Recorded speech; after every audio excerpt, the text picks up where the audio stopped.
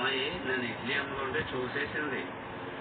Just బాగా నష్టం జరిగింది. ఈ అన్ని మొత్తం నీళ్ళలో పోయి పడ్డాయి. ఇక మాది 17 ప్లాట్లు రైతు ధాన్యం భూపాలపల్లి జిల్లా మాధవపూర్ గ్రామంలో వడ్లు తడవడం జరిగింది. గవర్నమెంట్ ఈ వడ్లను తీసుకోవాలి. వీటిని పచ్చి అయిన వడ్లు తీసుకుని రైతులకు నష్టం కాకుండా రైతులకు ఆసరగా నిలవాలి.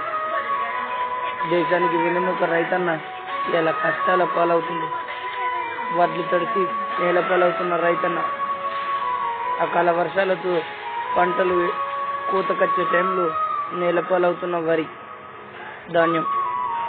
భూపాలపల్లి జిల్లా మహదేవ్పూర్లో ఈ పరిస్థితి రైతన్న గోస.